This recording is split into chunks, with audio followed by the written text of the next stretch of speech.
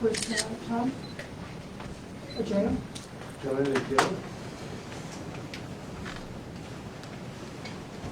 See John Senate and the J Shop.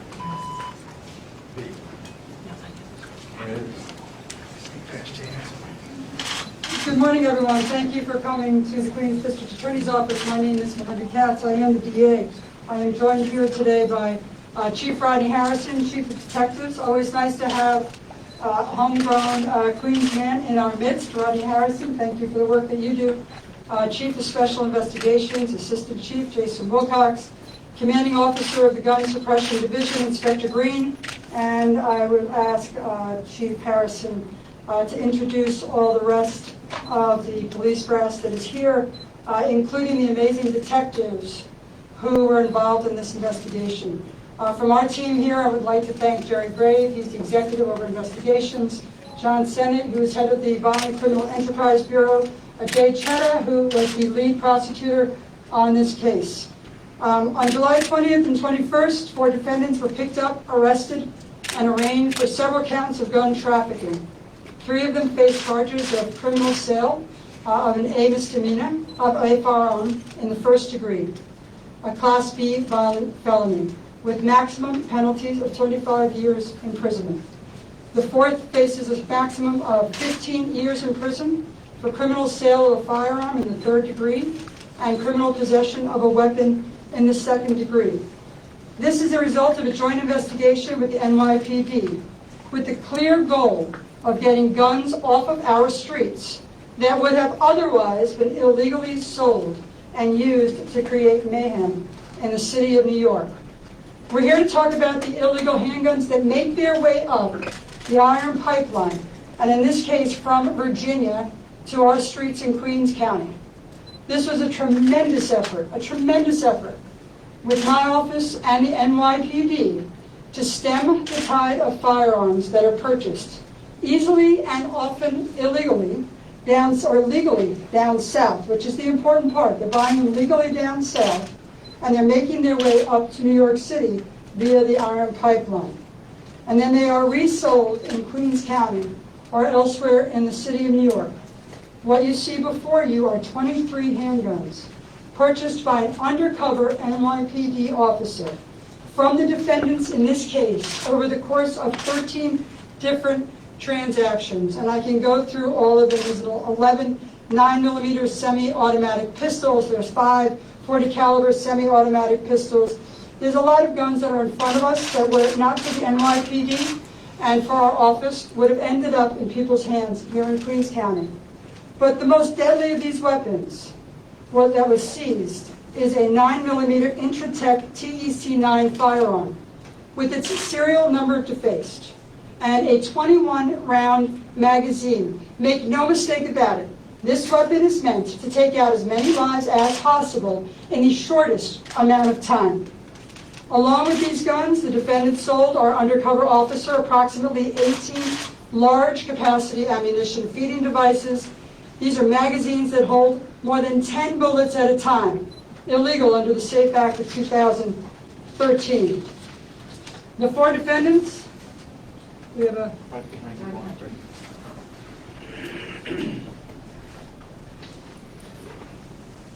I'll just put it right here. The 4 defendants, Jessica Heiliger, 35, of Queens, New York, was at the center of the operation. She is charged with participating in all 13 transactions with the undercover. She is charged with criminal sale of a firearm in the 1st degree, conspiracy, and other related crimes. She faces a top count that has a maximum of 25 years in prison. Laquan Benson, 36 years old, he is from Richmond, Virginia. He was picked up by Virginia cops. He was the one who was taking the guns up the pipeline, up I-95, and he is the one delivering them to the county of Queens. Mitchell Myre, 36, also of Queens, New York. He was an alternate source of firearms, an alternate source for Jessica Heiliger. Sherrod King, he was the man who sold each and every one of Heiliger's guns to the undercover officer. All 13 transactions, all 23 guns. He is charged with criminal sale of a firearm in the 1st degree. He also faces up to 25 years in jail. This investigation began in September 2019 with our undercover officer buying guns from Sherrod King. After several transactions, we were able to obtain permission from the court to intercept King's calls with the idea of getting to the supplier, to the trafficker who were bringing these guns into our borough. We allege that the man who purchased most of these guns using a classified advertisement website with sections devoted to the sale of firearms is Laquan Benson of Virginia. The court ordered electronic surveillance from January 21 to May 28. Benson regularly drove up to New York and sold these firearms to Heiliger here in Queens County. We then allege that Jessica Heiliger, with her associate Sherrod King, sells firearms to the buyer, who was in fact a courageous and dedicated public servant, an undercover police officer who, by the way, was working during COVID, during the pandemic, never missed a beat, and made sure that this investigation was seen to its final end. And I think that's extremely important, because if COVID had stopped this investigation, we wouldn't be here, and these 23 guns would be in the hands of the people of the city of New York. Most of these weapons allegedly moved from Benson to Heiliger, and a couple of them directly from Murray to Heiliger. She would then bring the guns, give them to King. There were typically between 1 and 4 firearms, and then they would bring them to the vehicle of the buyer, who was, unbeknownst to them, the cop. These transactions generally took place in the vicinity of 36th Avenue and 22nd Street, in the shadow of Ravenswood houses. Make no mistake about it, this was an extremely lucrative business, one that would have continued were COVID, I believe, were COVID not to have happened, because it basically stopped, according to what we know, because the pandemic was hitting all the states. Each illegal gun was sold for an average of $1,000, purchased in Virginia for an average of $500. As we know, our court-authorized surveillance on Heiliger's phone that she had potential customers for her guns. But through the skillful work of this undercover, through the skillful work of the NYPD, we were able to maintain our position as the highest bidder for the guns. And therefore, they were not sold to anyone else.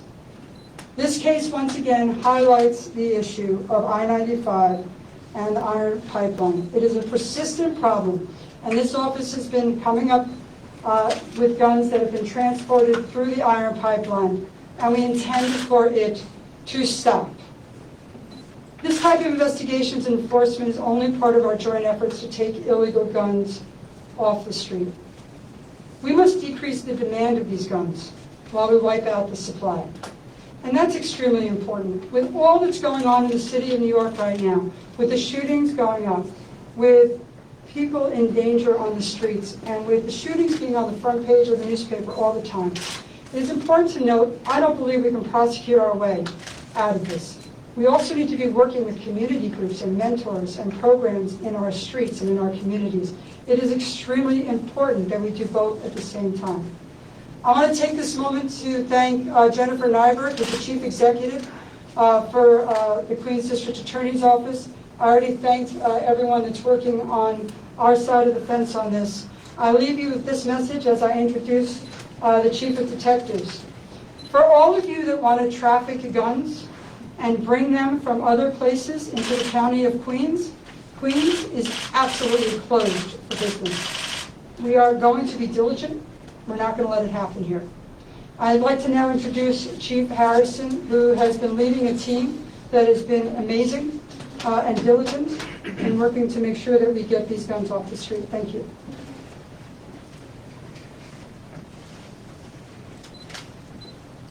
Thank you, Madam DA. I want to acknowledge the great work that was done by the Gun Violence Suppression Unit under the leadership of Assistant Chief Jason Wilcox, Inspector Richard Green, and Inspector Brian Gill. Yesterday, 4 subjects were apprehended for trafficking illegal firearms from Virginia up to New York City. During the course of the investigation, 23 illegal firearms were purchased from these subjects. The top charges include criminal sale of a firearm, first degree, criminal possession of a weapon, and criminal possession of a defaced weapon. thank the members of the New York, New Jersey Regional Fugitive Task Force for your assistance in apprehending these individuals. I also want to thank Queens District Attorney Melinda Katz for your outstanding support and your continued partnership and assistance in this investigation. This is an example of the greatest detectives in the world utilizing their investigative skills, their dedication, and courage, helping to keep New York City safe. Now I'm going to pass over the microphone to Richard Green, CEO of Gun Violence Suppression Unit, who will speak about yesterday's takedown. Thank you. Thank you, Chief. Thank you, Madam DA. Good morning. I'm Inspector Richard Green, Commanding Officer of the Gun Violence Suppression Unit. With me today is Inspector Gill, Commanding Officer of the Firearms Suppression Section, Captain Corbell, Lieutenants Whalen and O'Hanlon, and Detectives Joel and McCloskey. Now, notably missing, however, is the very brave undercover that DA Katz and Chief spoke of. That detective put his personal safety in jeopardy time and time again for this case. Before you, please find the 23 firearms, some of which are quite aggressive in platform, as mentioned by the DA, and capable of tremendous acts of violence, that if not for the work of these detectives that we see here, and their counterparts here in the Office of the Queens District Attorney, with special notation to Executive ADA John Sennett and ADA A.J. Chetta, who have been our partners throughout numerous cases of this nature, these guns would have undoubtedly made their way to the streets of Queens and other New York City neighborhoods. This particular investigation centers around the Ravenswood housing community, as mentioned in Astoria, and that community has seen an uptick in gun violence in the past few months. So this will have great effect to those tenants and residents that are seeking the safety that we all seek. Thankfully, these weapons, though, will never be able to inflict the damage that they're so capable of. Moreover, the NYPD and the Gun Violence Suppression Unit are committed to the continued perseverance when it comes to investigating and arresting those responsible for committing and facilitating gun violence, which is exactly what this is. Right now, I would like to introduce my partner, Inspector Gill, and open up to any questions you may have. There's always something takes to ask about these guns before you. Thank you for your time. How you doing? I'm Inspector Brian Gill, Commanding Officer of Firearms Suppression Section. I just want to take the time to thank the DA, ADA Chetta, and John Sennett for the cooperation. Wherever we needed this case to keep the undercover safe, we got it. These guns came from Virginia, obviously from the Iron Pipeline. Most of them came up from buses a couple times in a rental auto. But I just want to thank the Violent Felony Fugitive Task Force. They're great partners in our cases, helped us apprehend the perpetrators in Virginia and in New York. The CO 114 precinct, D.I. Nunez, the PSA 9 CO, and Viper unit, all vital in helping us in this case. I want to give a shout out to the undercover, the bravery that he exhibits in every case that we do. It's just unbelievable what he does. And the case detective, who during the course of this investigation suffered from COVID-19 and he had the birth of a child. So he had his hands full during this case. Any questions on the gun case or the guns? I'd be happy to help you. I just ask you something. I know recently the undercover anti-crime unit was kind of taken away. The most recent bust was from, I guess, what, May 20th? Moving forward, because that was taken away, will we be able to have conferences like this? So the anti-crime unit is different from undercover. Anti-crime officers are just in plain clothes. They're the ones that are going out there engaging people that carry guns.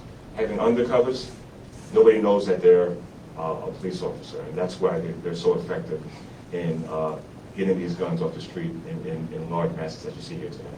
Can you just quickly point out which one was the that one gun that could have killed a lot of people all at once?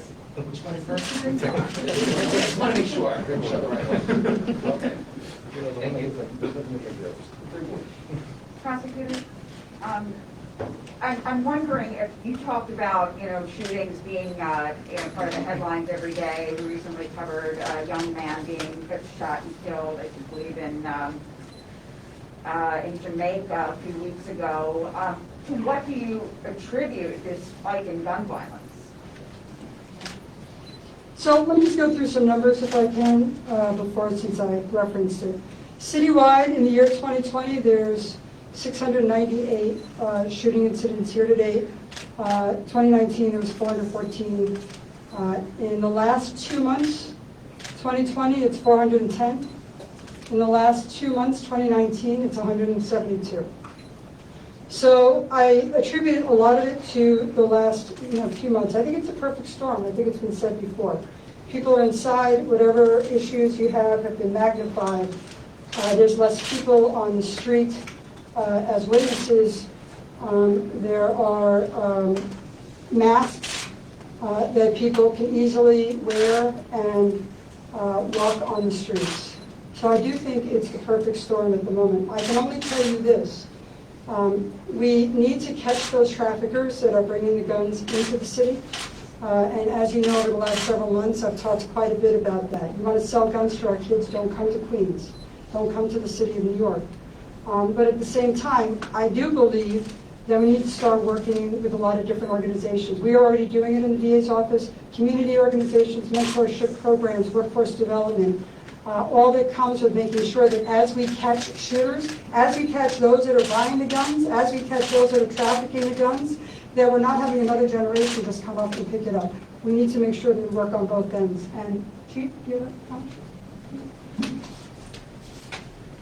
Yes, and I appreciate your question, and one of the motives that we're seeing, not just in Queens, but throughout the city, is gang motivated. And the gang motivated shooting, unfortunately, is turning to retaliation. So one of the things that I've been pressing the community is there has to be an understanding that we need your help. We need for people to come forward. We have 1-800-5577-TIPS, that's our Crime Stoppers hotline. You can be receive money if the information turns out to a conviction. But one of the biggest things going forward is we have to have people help us identify some of these problematic crews and the shootings that are going back and forth. What about the court closures? Does that have anything to do with more criminals on the streets? What part does that play? So the closures of the shooting incidents? No, of the criminal courts. Oh, of the okay. courts. Sorry. So as the courts have been closed, we have, since the second month of the COVID crisis, we have been conducting preliminary hearings because the grand juries were not sitting. Grand juries will start sitting on August 10th is our understanding. We are already making accommodations for that to happen to make sure that jurors can sit safely, socially distanced with masks and with all the sanitizing products that they need. I will tell you, though, that we have not stopped prosecuting for gun violence. We've not stopped arraigning, and we have not deferred prosecution for carrying guns or for selling guns. But to add to the comments, by the way, to what Chief Harrison said, the gang violence in Queens County is greatly concerning, which is the reason that we hired John Sennett. I sought him out to make sure that we have someone who runs the Violent Criminal Enterprise Bureau. This is a bureau whose main goal is to go after the gangs and to go after the gun traffickers.